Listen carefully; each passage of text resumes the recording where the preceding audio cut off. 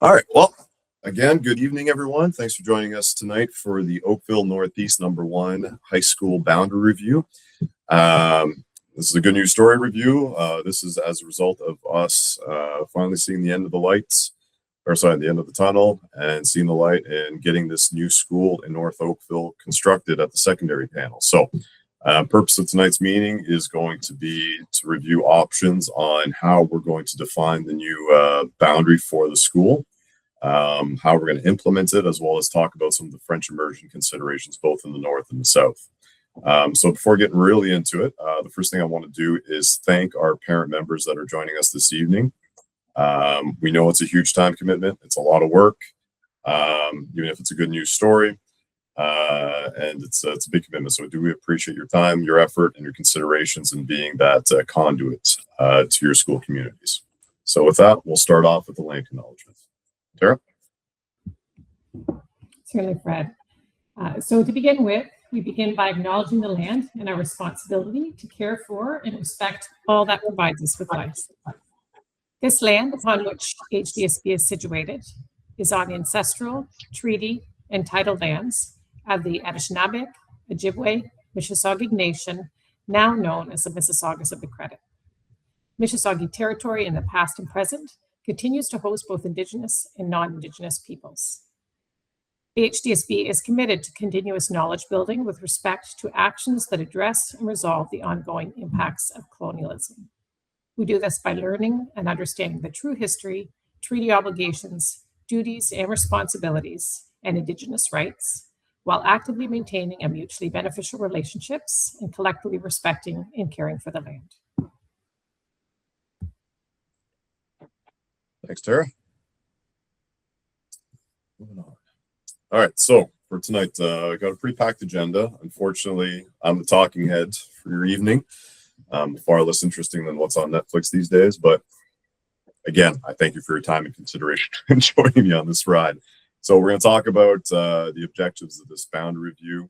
We'll talk about the resolution that the trustees passed a little while back, our communications plan to keep our communities informed on what's going on in future implementation. We'll do a quick little overview of how to read the option packages in terms of the materials that are presented both on screen and those that will be provided to you in the next meeting or in physical format.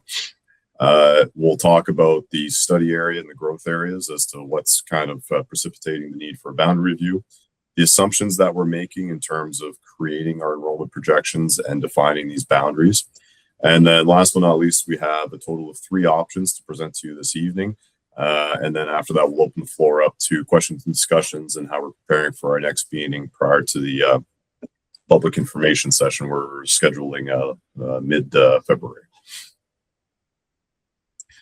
So in terms of the colleagues that are joining us tonight from the Boundary Review Steering Committee, we have both Claire Proto and myself as co-chairs for the steering committee. In terms of the trustees that are affected by this boundary review, we have Carol Baxter, Joanna Oliver, Tanya Rocha, and Audrey Wobenhorst. Our out-of-area trustees, our trustee is Danya Denali from Milton. Thanks again, Donna, for joining us. The rest of the trustees as well. In terms of our family school superintendents of the affected areas, we have Brent Coakswell, Eleanor McIntosh, and Claire Proto again. And our out-of-area family school superintendent that is going to be co-chairing the boundary review committee. So this committee here we're taking part of tonight is Tara Connor. In terms of the planning department, we're joined tonight by Lorraine Choi, which is the senior planner on the file that's working on all the enrollment projections and development of the options that we're presenting you tonight and the future ones. Mitch Gundy, which prepares the minutes, gets us organized, and is a distribution of materials, among other things. And Marco Chu, which is our GIS analyst, which is responsible for developing all the visual maps that we present and use to disseminate the information to you as well. We're also joined by a rep from Health and Student Transportation Services, Romer Abelas.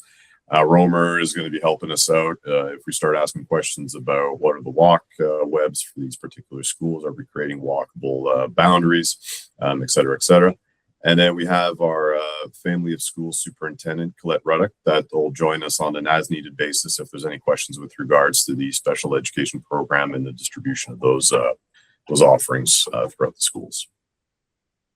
We have a number of parent representatives for this evening as well. So we have a transection of both our secondary school boundaries, or secondary schools, as well as our elementary schools.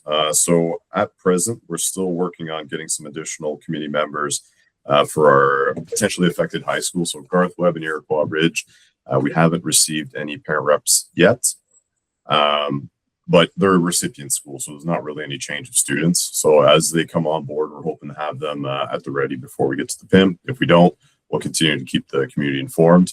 For White Oaks, we have and let me know if I'm mispronouncing your name. I'll start with the first. We have Zena, and we have Sophia. In terms of our elementary schools, we're also involving elementary schools that have a boundary in North Oakville that might be affected. We're not really shifting any boundaries south of Dundas. It's primarily north of Dundas. For the secondary panel. So for this, we have a rep from Dr. David R. Wilson's, which is Jessica and Shameen. Jessica, welcome back. Jessica was part of our Oakville 3 and 5 boundary review a little while back. We have Harvest Oak. We have Maktis and Mustafa. Udnawi, we have Samira and Oyan Damola. Like I said, if I get it wrong, you tell me. I'll fix it. For Munns, we have Maktis. And Forest Trail, we have Midas and Aaron Wu. Again, thank you for joining us. So back in November of 2025, the Board of Trustees passed a motion, and the resolution, I won't read it verbatim here, but it was to initiate a review to establish the new boundaries for the new Oakville Secondary School, as well as review the distribution of the French immersion program within this area of Oakville, especially the West End. So the primary mandate of this review, as I alluded to earlier, is really we're trying to establish that boundary for the North Oakville area. So essentially the area delineated in red here, and figuring out where does the English track boundary go in terms of their future school. We're hoping to have this review completed by spring of 2026. So that way we can have a decision by June, and then everyone knows where they're going well in advance for September. Again, the school's not opening until 2027, 2028, but at least that way we can implement some other aspects of this review that aren't necessarily tied to the opening of the new school.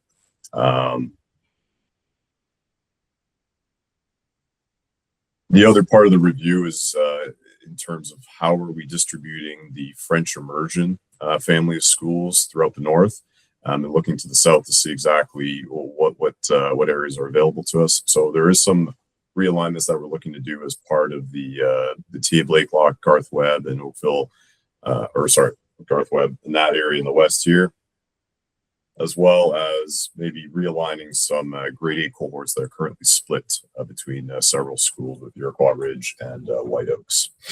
These FI realignments, we're expecting that those could be implemented as soon as September of 2026, seeing that we're not waiting on a new school to open, and we could start implementing these changes sooner rather than later. In terms of the pathways, we're running 2 concurrent pathways on this one. So when we met as a school boundary review steering committee, we looked at both of the issues that we need to solve as part of this review. The first one is the establishment of a new boundary for the high school, which that will involve moving students that are currently attending one of the schools and relocate them to the new high school. So that one we felt, plus as part of our AP, we're not permitted to use a pathway 2, which is a more bridged process to create a new boundary for a school. So because of that, the steering committee resolved that we're going to go through a pathway 1 to establish the boundaries for the new Oakville High School as part of this process, as well as review some of the French immersion and its distribution north of Dundas. With that said, the secondary piece of this, which is to review the viability of the TA Blakelock family of French immersion program, which right now we'll get into it in a second, but long and short of it is that it's seeing quite a decline in students. We decided that could be a pathway too, because we're not looking to relocate students that are already in the FI program at TA Blakelock. Instead, we'll just look to transition those feeder schools to a new high school and start them up as early as next year. And this is more of a tell. So we're still going to blend both processes together. And that's why we're presenting it this way, where we're going to communicate this information to the TA Blakelock FI community for the secondary panel that we're looking to do this. Provide us with your feedback, and then we'll blend this in with the public information meeting where we can have wider consultation and then move on to decision making. Back to this process, which you're all part of in this boundary review committee. We're having our first meeting this evening, which we're presenting with the options. We'll have probably, I'd say, another meeting before the public information meeting. So at that point, we'll host a presentation to the overall community, show them the options that we're looking at. We'll open up the feedback portal, collect those responses, and then we'll meet one last time as a committee, review those, and decide on which option we're looking to implement, which option we're looking to recommend to the steering committee. The steering committee will then take that recommendation and bring it forward to the senior team at the board, which is comprised of all the other SOs and director of education. And then at that point, we'll review the recommended option and implementation plan and decide on what we'll present to the board of trustees for final review and approval. So ultimately along that path, there might be some tweaks and modifications to the recommended option. And ultimately it's up to the trustees to decide to approve it as it's presented by the director of education, or make any tweaks that they see fit based on maybe some delegations that are made to the board, or some additional information they've received since the BRC made their recommendation and the BRC made their recommendation. Excuse me. Concurrently with this, after the public info, we'll also gather all the information from the FI folks in the TA Blakelock area, and then incorporate that within our overall recommendations, so that ultimately we'll have one report going to the board of trustees later this year to make a determination on the Oakville High School boundary, as well as how we're proceeding with FI at south of Dundas between Garth Webb and TA Blakelock. Once all that's said and done, then we move on to the transition committee and we implement this over the next couple of years. Any questions on the process and the two concurrent pathways? You're primarily part of the pathway one, but we're keeping you informed of what's going on in pathway two, because it does have some implications on the final outcome. Wonderful. In terms of communication, so because we want to keep our community informed, we're going to do numerous outreaches through our communication platforms that we have at the board. So that's either going to be through Centermail, or it's going to be School Messenger. We're going to have our dedicated webpage, which we're going to put all of the information that we present to you this evening, as well as future meetings, all of the maps, the boundary options, everything will be housed on that webpage, so the community will have full access to all of those materials. We also created a dedicated study email. So in that case, if there's anybody from the general public that's looking to have one of their questions directed towards the committee or ourselves, they can clip it here. We'll review it, we'll answer it, and then we take those responses and we put them in folders so that you can review them yourself, so you can see the communications that's going back and forth. It's also a great tool for you. If you're not entirely comfortable in answering that specific question, you can direct them towards that email and say, ask the planning staff this question, and they will give you a response. Typically, we'll also review those at the start of our next meetings if need be, or highlight some of the key things that are coming out of them if it's salient to the overall discussion. And it's also an opportunity for you to bring those up as well, if need be.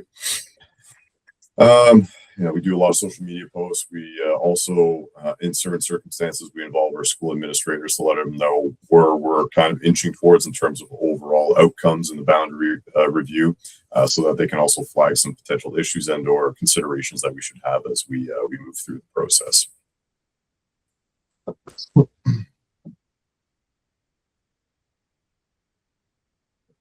So in terms of this section, we're going to talk about how we display the information and how we display all of the different considerations on how we develop these options. So first and foremost, we have the option maps. The way we develop these maps is we take large areas and we divide them into small geographic areas that should be logical in their limitations. So that means that we're trying to cut them in such a way that we're using major features like roadways, natural features like forests, rivers, things that make it so that you have these little pockets of neighborhoods that you can move from school to school. So that way we're trying to avoid as best as we can cutting through, the center line of a road where individuals on opposite sides of the street go to different schools. Now, it's not always perfect. In some situations, we may land on those, but that's how we try to divide each one of these. So we have puzzle pieces that make sense with specific enrollment projections for each one of these zones that take into account both how many kids are existing within them, as well as what's the new development applications that are contemplated within those areas. So each one has their own projection, essentially. Then we build those up to create boundaries, and that's how we come up with different options. So we display that in using zone numbers. And so that way, it's also a good way to communicate how we're shifting from one boundary to the next. As an example, we're moving zone 1 to school X from school Y. In terms of our catchment area maps, these ones here, we usually display them with varying colors. So in this case here, we just have the backdrop being the different colors. You'll have your legend down here, which displays what school corresponds to each color. And sometimes we'll overlay also the elementary boundaries, but in this case, we separate them out. And we're also showing you the elementary boundaries too, so we can have a better idea of where those grade 8 cohorts are going to. Are we lining up the grade 8 cohorts so that they all end up going to the same school, or are we kind of in situations where we're forced to create splits between 2 different cohorts? That's how we display this info.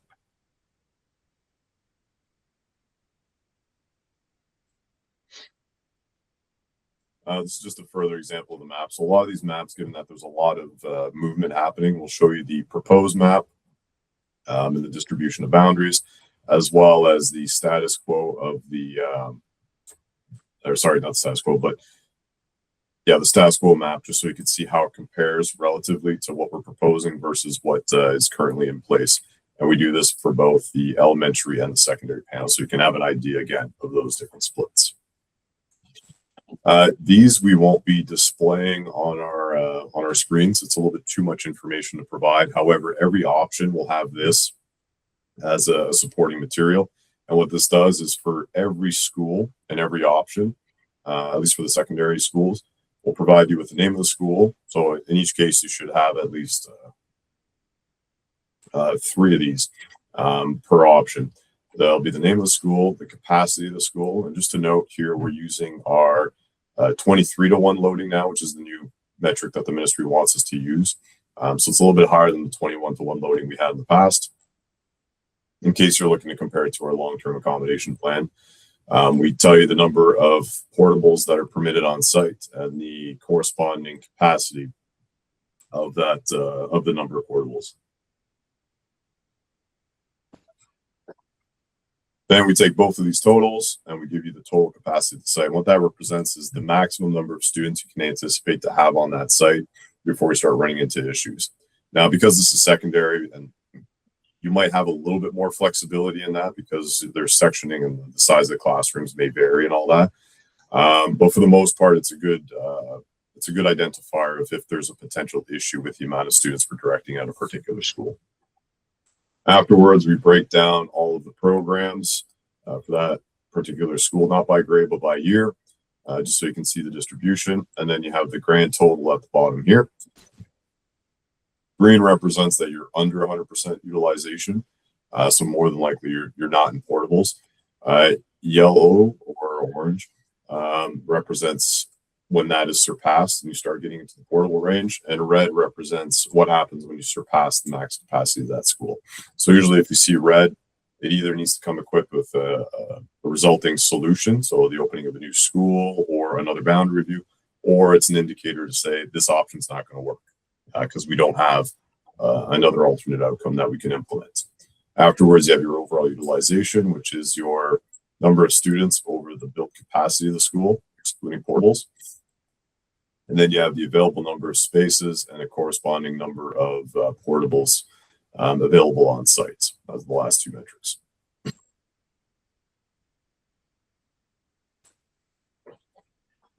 All right, so that's the printed materials that we're providing you in kind of more physical forms that are a lot more readable on a tabletop. This is what we're going to be presenting on screen for the most part.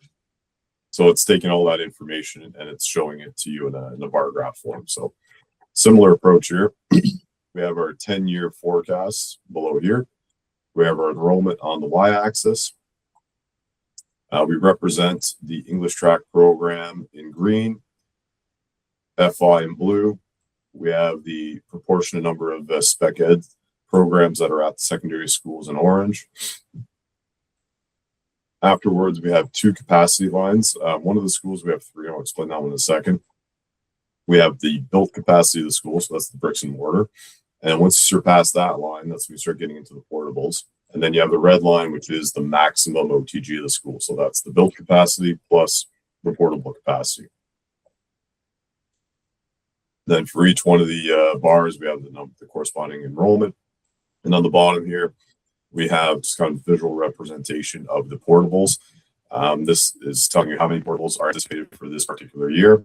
And then same color codes. Green means we're under capacity. Yellow means we're over capacity. We're in the portable range. Red means we've surpassed the maximum number of portables. And you can see it corresponding here. That's the same thing. Any questions on the bar chart? Good stuff. All right.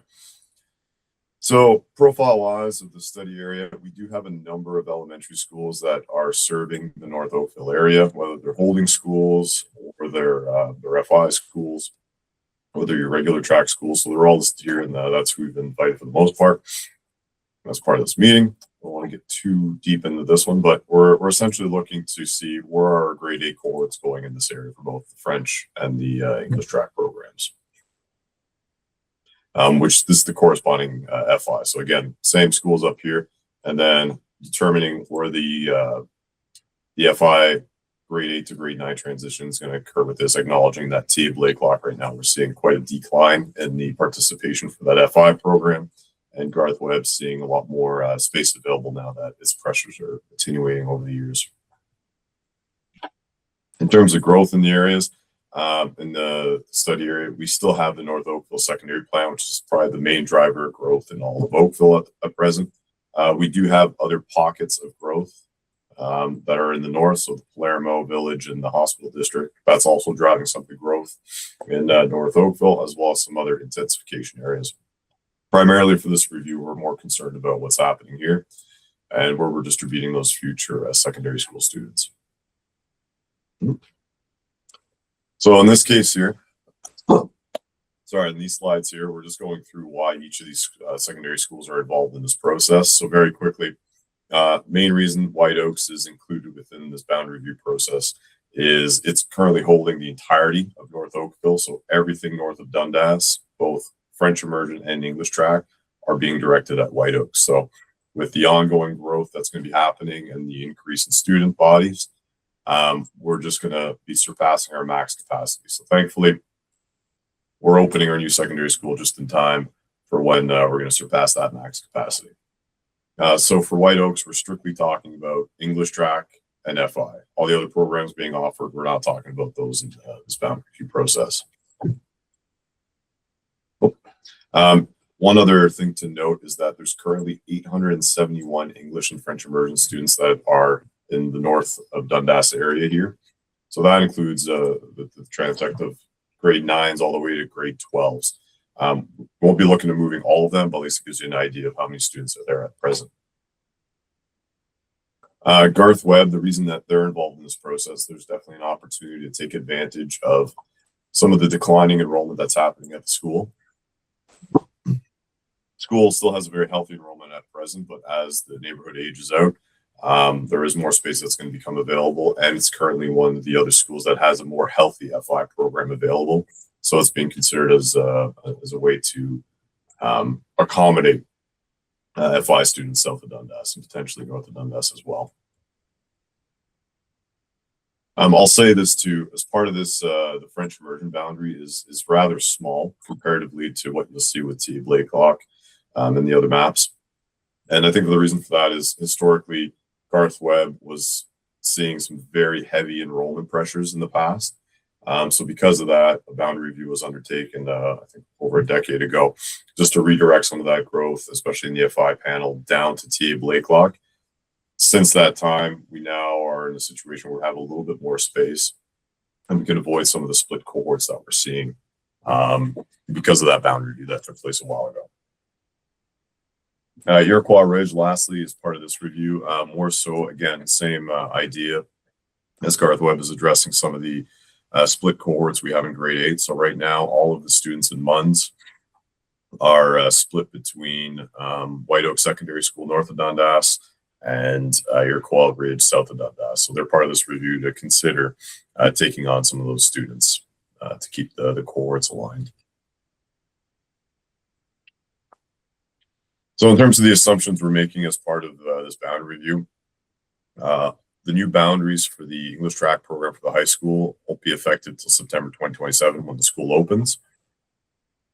Depending on what we decide, how we phase this in and the grades that we want to implement, that'll be part of the discussion at a later date. Right now, the high school will contain the English program, the Community Pathways program, which is a special education program. At this point in time, we're not considering French immersion at the new high school. We just want to make sure we're not over inundating it over the next, in the first couple of years. But if we're seeing that there is still space and there's opportunities, we'll reassess it and see if we can align the English track boundary with the FI boundary moving forward.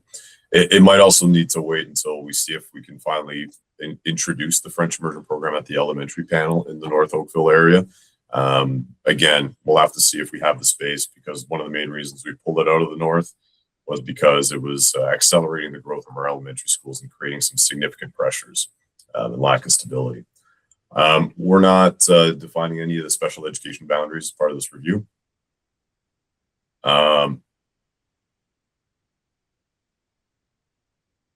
And we're not looking to change any of the elementary school boundaries as part of this review. Any changes to those boundaries, that'll have to be done through a separate process if that's what we decide to do.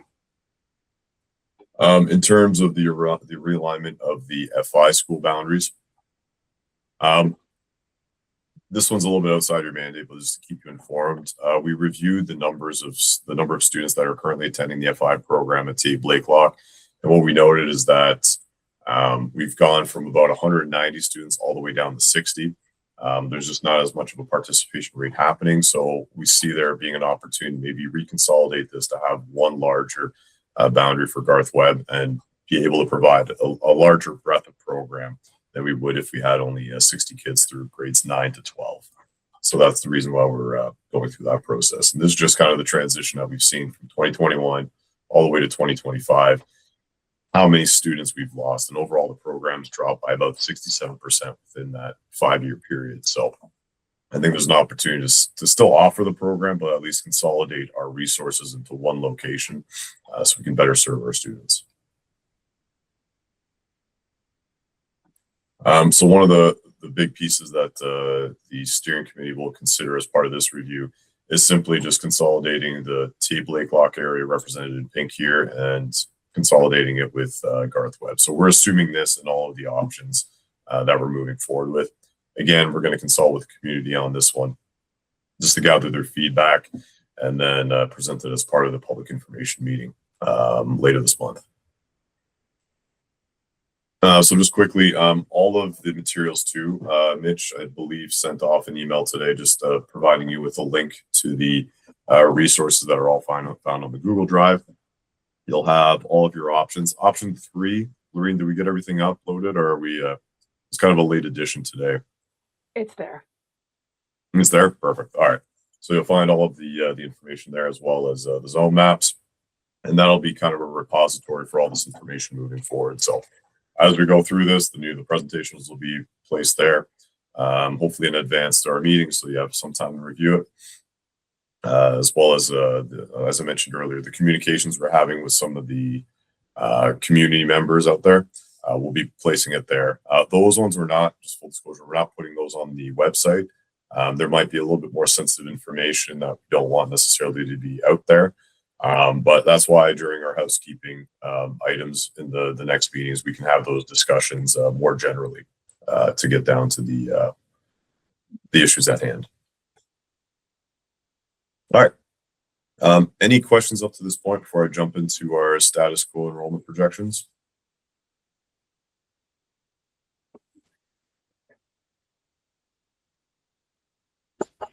All right.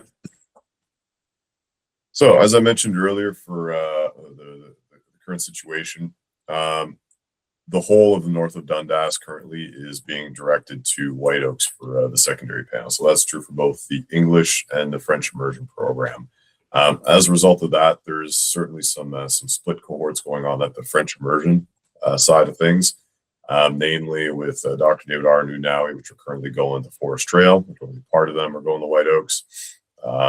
This area here is going to Sunningdale, so that one is aligned. Here, Munns area of Harvest Oak, so 8, 9, 10. They're currently also going to White Oaks when the remainder of Munns is going to Iroquois Ridge. So there's definitely some opportunity here for some cleanup. And overall for the wider area, again, we have TA Blakelock that's taking care of all of this area here, with Garth Webb, a smaller location or smaller catchment area for the French immersion program. This gives you an idea of the elementary boundaries for the FI program as well. So again, like I mentioned, this is where we're having a little bit of a split cohort for Forest Trail and Munns. So right now, in the absence of a boundary review being implemented, we're not going to have any students attending new high school. White Oaks, as I mentioned earlier, by 2027 is going to surpass its build capacity. Sorry. Just to note here, again, we have two different capacity lines. We have the gray and the blue. The blue represents the capacity of the South Campus, so the main campus of White Oak Secondary School. And the gray line represents the combined capacity of both the South Campus and the North Campus. And then the red line represents those two campuses combined together, plus the 24 portables. Oh, sorry. It should be 24. We'll fix that, but the 24 portables that are permitted between both sites. So again, if we do nothing, we're going to have a significant enrollment pressure. So doing nothing is not an option in this case. Garth Webb, over the long term, we're currently near the max capacity of the school, but over time, as the community ages out, we're starting to see some declines occur. So there's definitely some opportunities to flatten that decline and try to keep it at its capacity for as long as possible. And similar story is true for Iroquois Ridge, where as its community is also aging, there is a little bit of a decline in enrollment that's occurring. So it's an opportunity to uplift that and keep it where it currently is, or at its current enrollment levels. So our first option sets out to do a couple things. In terms of the English track boundary, what I will say, in all three of the options we're going to present to you this evening, they're all the same. There's, we reviewed this pretty, we did a pretty in-depth review, and what we've realized is there's not a lot of ways we can divide the North. Realistically, the school as it's located is very much central to the area that we're depicting in red here. And there's definitely an opportunity for all of these neighborhoods to be able to walk and ride to the new high school. So for us, we see this as being an opportunity for the North to finally get access to the new high school. So we want to give full access to everyone east of 16 Mile Creek. These residential neighborhoods down here, there's the existing one that's being developed in this area here. And then there's the old Bronte Road and the future Palermo Village area. This is the only area of the North that we've opted to send south to Garth Webb. And the decision was made there because there's a lot more of a geographical barrier at present to get up to the new high school. And they're a lot closer to Garth Webb. So I think there's more continuity, or they're more contiguous to this area. And it also serves to align the elementary boundary, which is with Palermo right now. So this way we don't have any split cohorts for the students there. So that's the English track boundary. For FI, this is in FI is where we're going to see the majority of the changes north of Dundas between all three options. In this case here, our goal was to eliminate split cohorts with French immersion schools. So in this particular case here for Palermo in zone 1, we're sending them down to Garth Webb. So that aligns with the English track. Zone 2 here, this one we're also sending down to Garth Webb because we're going to have some future growth there. Zones 7 and 6 are currently going to Forest Trail. So here, instead of sending them down to White Oak Secondary School for French immersion, we want to keep all of our grade 8 cohorts aligned. So we're going to be sending them down to Garth Webb.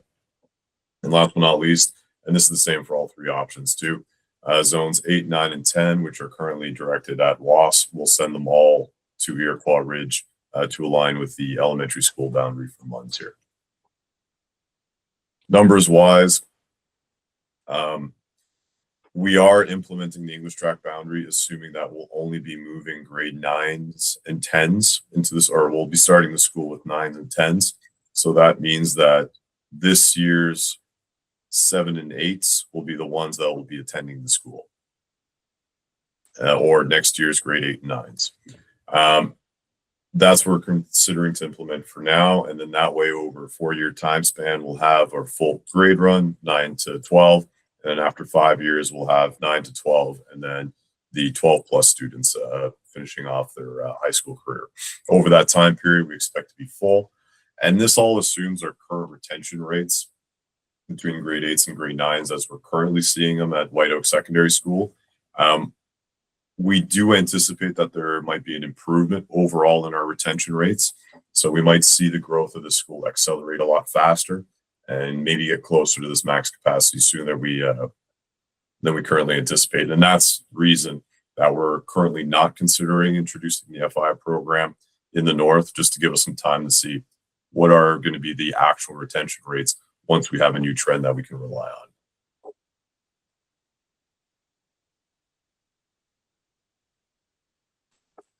As for White Oaks, by removing a significant portion of the northerly population, we do see quite a decline overall in the pressures.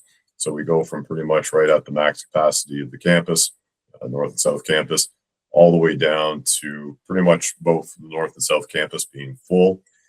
We continue to see that decline as those, because in this case here, we still have the grade 11 and 12s attending the school. For 2027 and 2028, it's just the remaining grade 12s.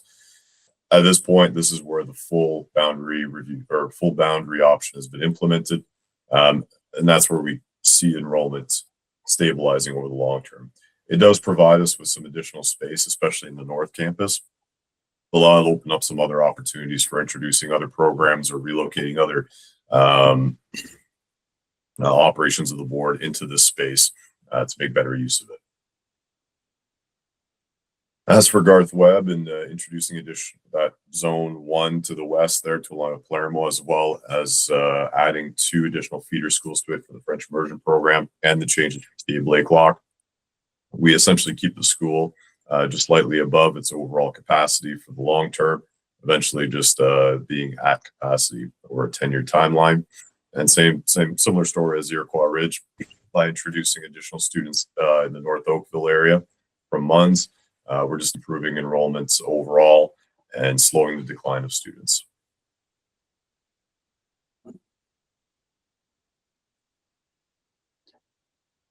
Any questions up to this point? All right, option 2. Option 2 is a little bit of a different spin on it. For the English track program, that remains unchanged.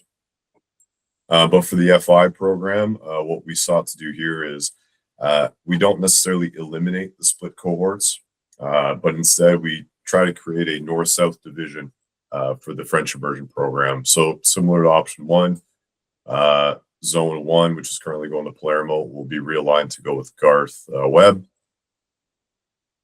In this case here, 2, 6, and 7, which in option 1 we had going to Garth Webb. We do create a split cohort here, but everyone will be going down to White Oak Secondary School. So you essentially have your Neagawa and your your Trafalgar being kind of the east-west dividers to send all of them down south to White Oak Secondary School. And then again, we have zones 8, 9, and 10 from Munns going down to Iroquois Ridge. So in this case here, we have more of a split distribution of students between all 3 secondary schools offering the FI program north of the QEW. Again, enrollment for Northeast Oakville High School remains the same English boundary. White Oaks sees a little bit of an improvement long-term on its enrollment, still offering some surplus space that we can utilize for other board operations. Garth Webb still remains full over that 10-year period by reducing the amount of students that are going to be going there from taking away the feeder schools of Dr. David R. Williams and Unawi, but still has a healthy enrollment overall. And then Iroquois Ridge, again, very similar to option 1. They have a healthy enrollment over the next 10-year period. Last but not least, we have option 3. So on the English tracker program side, again, same as option 1 and 2. But for the FI boundary, we tried to take the best of both worlds on option 1 and 2. And what we do here, this is a little bit of an acknowledgement of what's going on at the elementary panel in terms of the number of students that are attending Forest Trail and opting for Forest Trail for their French immersion program in the north. What we're seeing at Forest Trail here is that there is a huge number of students that are going in for the grade 2 program, way above and beyond what we previously anticipated as part of our Oakville 3 and 5 bound review that we undertook about 3 years ago now. And essentially what's happening is that it's overcrowding Forest Trail a lot faster. So the participation rate is well above and beyond what we anticipated when we did the bound review, and it actually surpassed the participation rate even when it was at Dr. David R. Williams from its own students. So that to us was unprecedented and quite a surprise.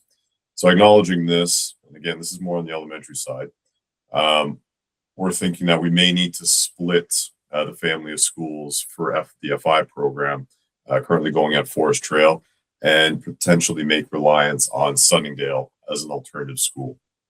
At present, Sunningdale is taking on zones 3, 4, and 5, which will be the future boundary of Oakville 5, which will be located in here. And what we thought is the logical progression to that is if we were to remove one feeder school to Forest Trail as part of a future review and try to keep family of schools together, Dr. David R. is the more proximate location to send down the WAS comparatively to Unawi. And in this case here, if we are to implement a future boundary review for the elementary panel, we provide a good distribution of enrollment both at Garth Webb, White Oak Secondary School, and Iroquois Ridge.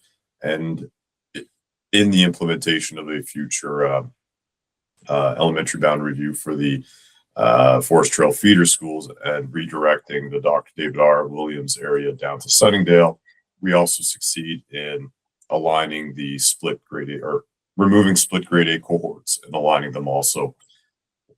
When all the grade 8 students graduate, they're all going to the same high school. Numbers wise, again, nothing changes with Oakville High School.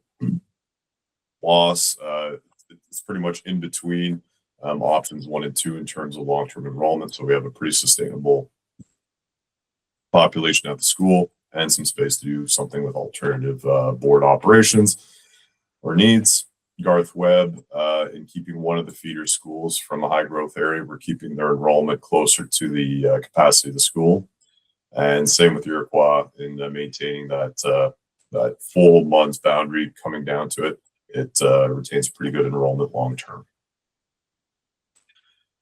So with that, I do acknowledge there's not a lot of variety in the options. There's not, given it's secondary and it's a very large area, there's not a lot of ways we can dice this one up. But those are the English track boundaries, and we presented 3 distinct options for the French immersion program.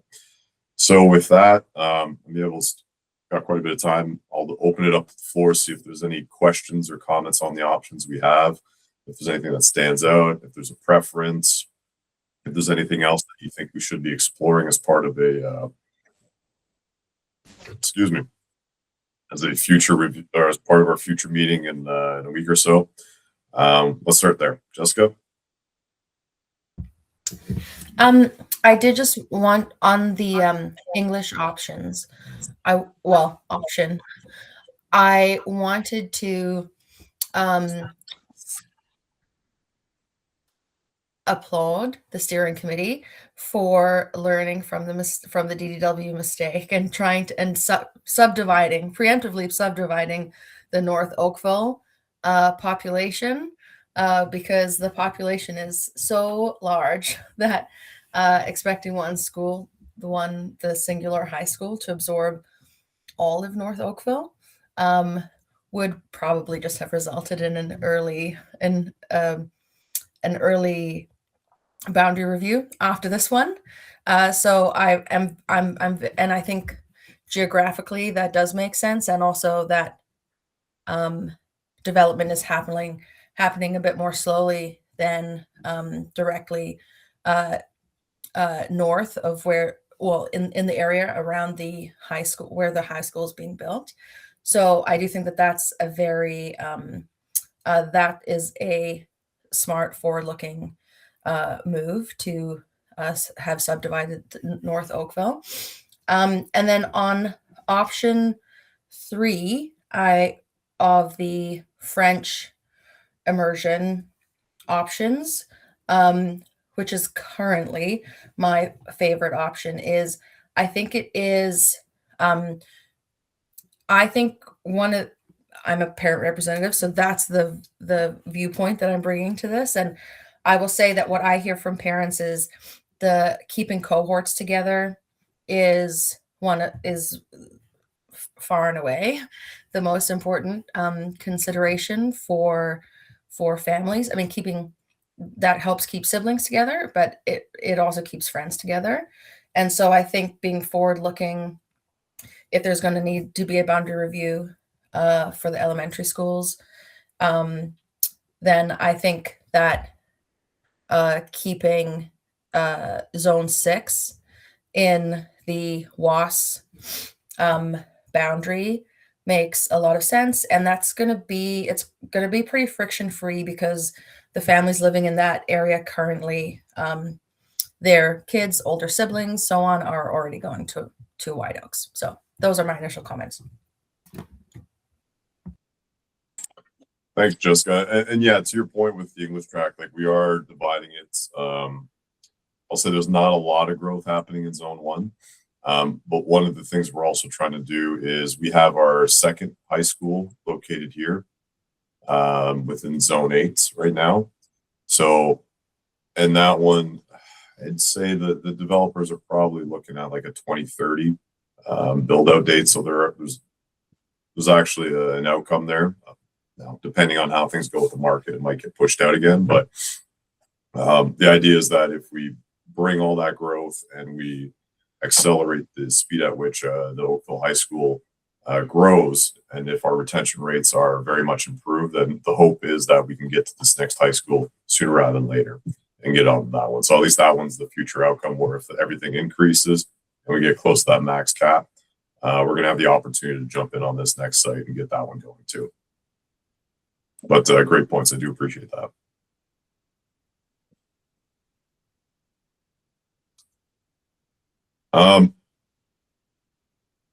In preparation for the next meeting, are there any additional options that you'd like to see for either the English or the FI side of things, or is this a pretty good cut to start with?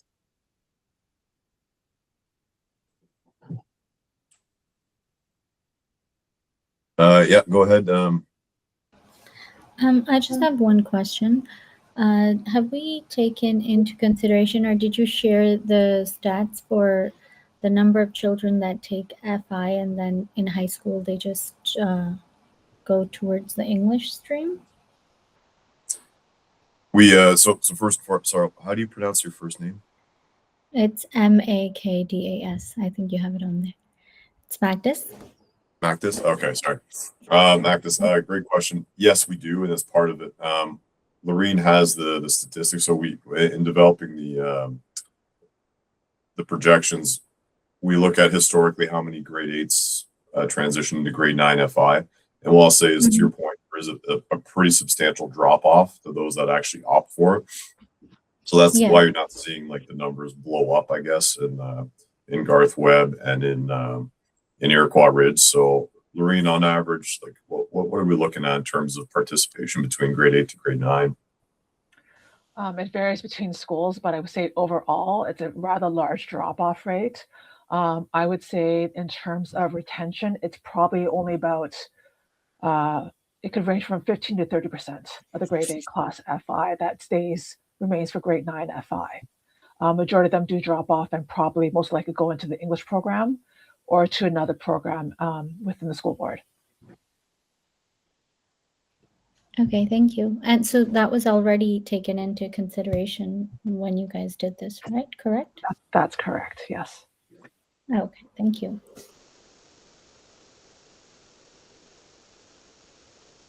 Jessica?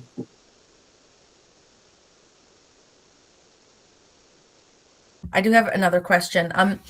I take it that lower enrollment at White Oaks is an acceptable outcome because the South Campus or North Campus, I'm not sure which is can be used for other operations.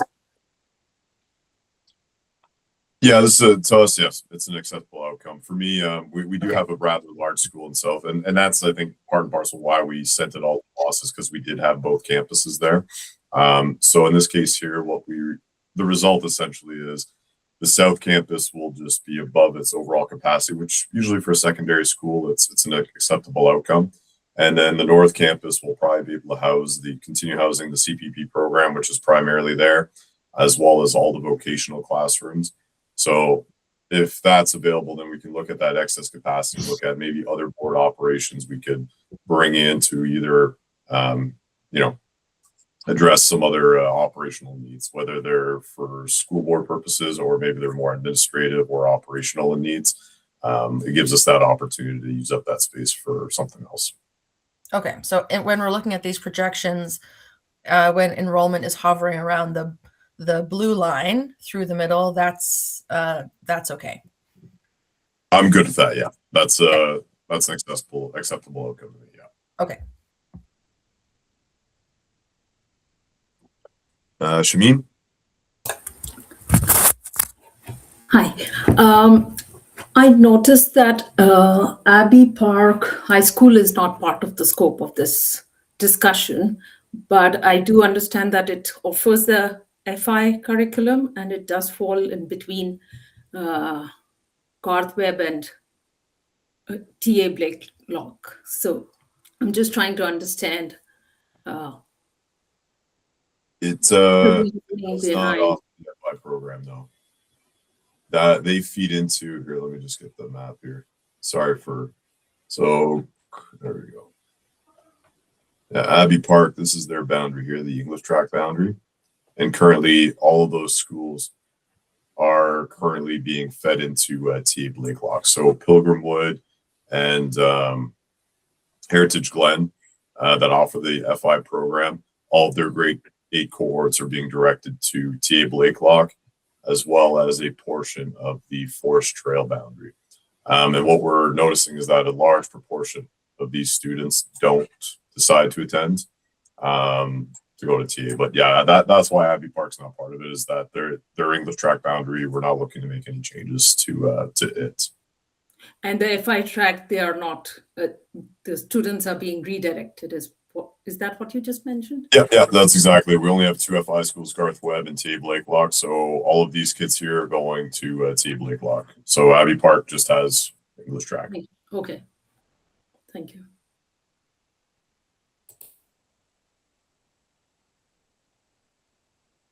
Samira?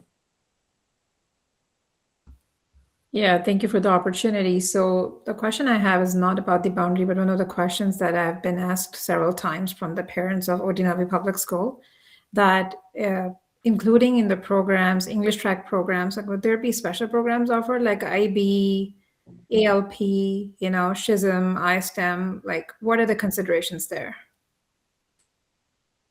I'm going to hand that off to Claire, the superintendent for that particular school. Thank you. Hi there. For the new school, what programs will be offered? Is that your question? We're not totally sure yet, and we're hoping to name the principal of the new school within about the next 6 weeks.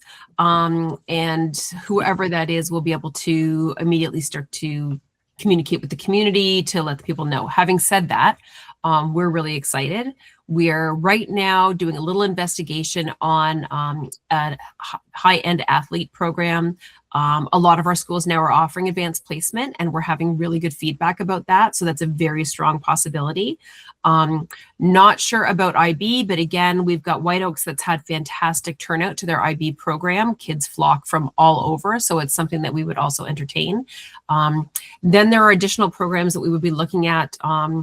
Our high skills major programs, or there's a few that are specific to certain areas of learning, but we want to open this as something with an incredible number of bells and whistles, so students just are able to thrive in whatever specific area they're looking for. And we want to get the information to parents sooner than we usually do. So I get a really strong sense that we'll be able to communicate something, hopefully even by the end of this year. And there'll still be a year to go, but we want kids to get excited, and we've got a lot to offer. So TBD, but some good stuff for sure. Thank you. That's exciting. You're welcome.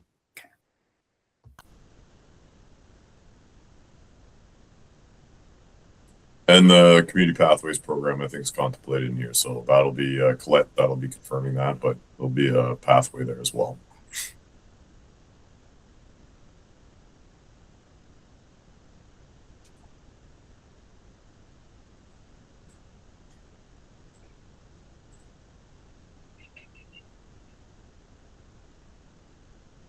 Okay. If there's no more questions, I apologize. There's a lot of slides in this one. All right, next steps. So we're going to be meeting, I'm going to say potentially in person. We're going to be meeting potentially in person on February 11th at Harvest Oak. And essentially the purpose of that meeting is going to be to discuss a few things. So recommending modifications to any of the options, if we should consider any new options to present to the overall community, should we remove any options? We're going to discuss the format of the PIM, or the public information meeting that we'll be hosting at Harvest Oak, and some potential implementation considerations too, in terms of what grades we want to introduce as part of the implementation when we go to the community. Now, going back to my earlier statement on it might be in person, I'd hate to drag you guys out for an evening meeting that might not last very long. I'm happy to still have it. There's no issues there. Harvest Oak is a beautiful school. I love visiting it.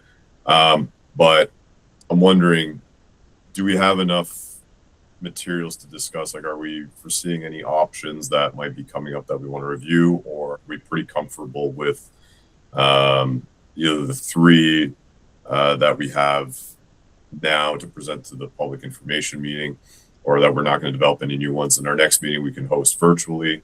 We can have an overall discussion on if there's, usually I like to go to a public information meeting with 2 options, A or B. 3 is not a big issue either. I wouldn't go any more than that. But that'll be pretty much the majority of the discussion, is what's the public information meeting format going to be? What are we presenting?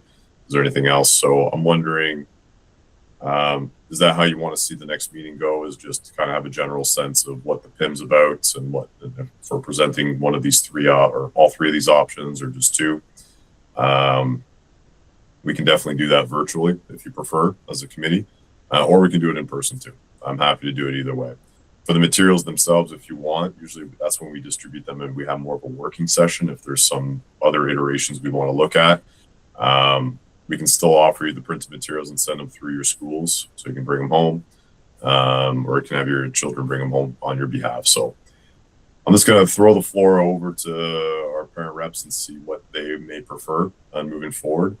I still think we have to meet regardless, but the forum could be probably a quick virtual meeting, or we can have a quick in-person meeting. Sorry, I'm really sorry. I only joined the meeting late because we had the other parent council meeting. I know you said 3 options. Is there a place, because I know there's 2 options that were in the original slides. Would I be able to get a copy of whatever the 3rd option is, just emailed to me? Yeah, absolutely. The long and short of it, the 3rd option, just if you want to visualize it, is Dr. David R is going to WAS and Udenowi's going to the Garth Webb. That's pretty much the only change. And a future boundary review will implement that change so we can keep those cohorts together. But we will send you the updated one. It did come in late today as we were discussing other matters that have been coming up. So, yeah. No worries. And we're definitely not putting French immersion at that school, right? 100% Not yet, no. that's not. Okay. Nope. Thank you. We're gonna probably leave it open for us to reassess at a later date as part of the last resolution. Say, if the numbers permit, we'll implement it. But until we know for sure, I don't want to introduce it and then have to take it away later because the school grew too quickly. Jessica? I do have another question about the projections in option 3. In 2032, we start to get into the orange zone.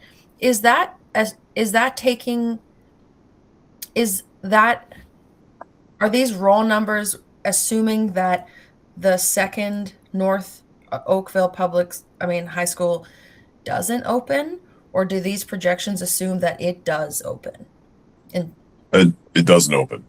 Okay, So that's starting to get orange, assuming that it doesn't open. If it does open, then zone 8, 9, 10 would most likely be redirected there, and it would be in the green again. That's exactly correct. And I'll say this, the ministry will not fund a school unless I'm way up here, especially the secondary panel. So for us, what I foresee happen, like I said, these ones here, this is assuming we have the same retention rate between 8 to 9, because we do have a loss in the English panel to the other coterminous boards. That might be because of distance, proximity, offering of programs. So we've assumed the same because we're not sure how to gauge it otherwise. If our retention rates improve, and in some cases if they improve drastically and get close to 100, I see this trajectory going up a lot faster because we do lose a significant portion to the Catholic board, and if that's the case, then that's what we're going to have to start discussing in high school. But not if there's a lot of bells and whistles, Fred. Then you don't. So well, that's why we're throwing all the bells and the whistles. If there delivers, then you aren't going to have retention issues at the new school. Well, that's Thank you, Jessica. I remember you from the last boundary review, and you are right. I have bells and whistles in colors with ribbons. We got a dome. We got we're next to a natural heritage. We have our own fishing pond. Like we're throwing everything at this one. There's a pottery studio. It's next level, right? Really, yeah, it is. Yeah. So this is assuming worst case. So best case, we fly up and then we gotta get the new school open and then we'll do the same song and dance down there. But for now, this is the best information we have. So that's why we're cautious on the FI piece. Is let's hold off and see where retention lies, and if it improves exceedingly well, then great. Let's get that next school. If it doesn't, maybe we introduce FI. So on the question about our next meeting, my preference would be to have it in person. I just want to be sure that we capture comments from as many in the group as possible, and for some, an in-person meeting is more conducive to that, and for others, an online meeting is more conducive. So having a mixture of both types of meetings gives everybody, all different personality types, an opportunity to contribute in a way that's most comfortable for them. And we haven't had that much time with all 3 projections, so you may get questions from the group in the following days once people have looked at them, and there may be more to discuss than is apparent at this meeting. I'm completely good with that, Jessica. So, all right, we'll keep it as is. And if it's a short meeting, it'll be a short meeting. If it'll be a long one, we'll take the time. Zena? And does that mean that we don't need to send the hard copies to our schools? They'll be available for us at that meeting? It'll be available to you at that meeting, yeah. Okay.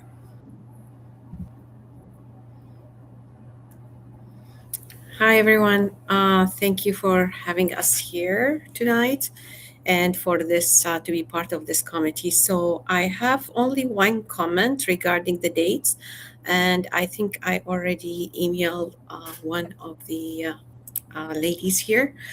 So my thought is regarding the February 11, if you want to be in person, the reason behind that, because in February 18, it will be the first day of Ramadan.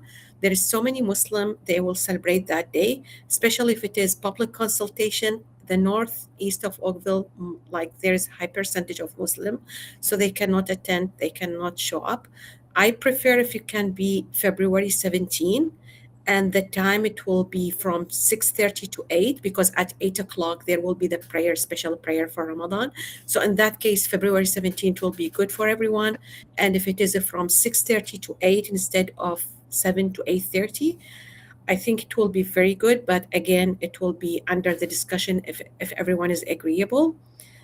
Then for the March 9th is also, it will be in the middle or almost the end of Ramadan.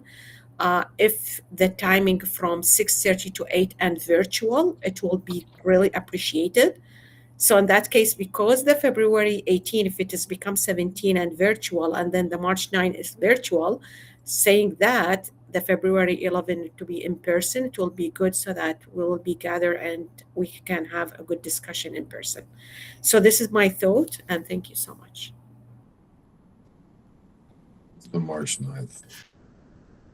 No, it's we were taking that one. We were actually discussing that today's end.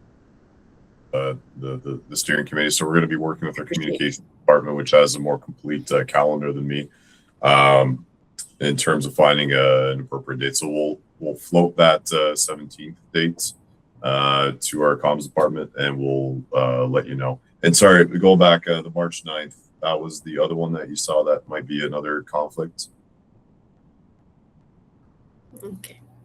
Sorry. So if it is 6:30 to 9, and it will be virtual, it will be good.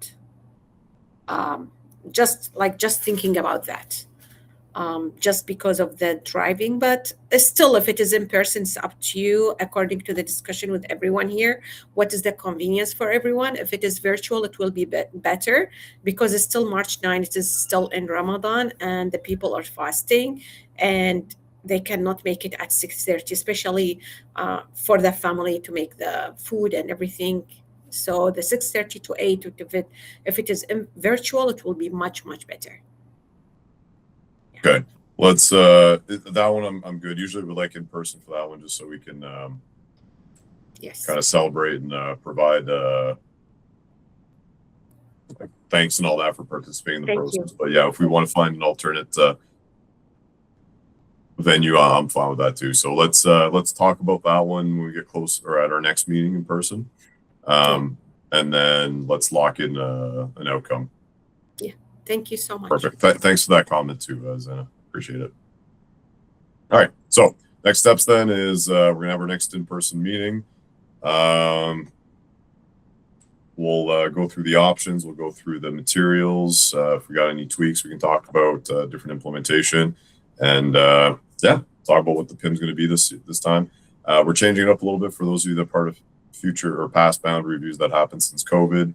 We've been doing them all virtually. We're trying to bring it back old school a little bit, maybe do an in-person and showcase our new schools, as well as maybe have some more direct interactions with our parents. So we'll talk about the format of that at our next meeting.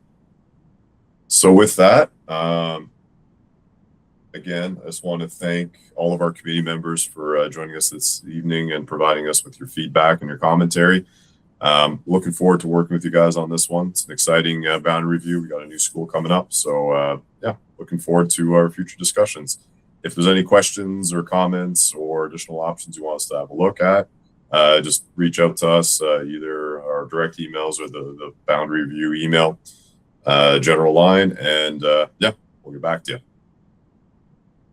All right, everyone. Well, enjoy the rest of your evening, and we will talk to you soon. Thank you.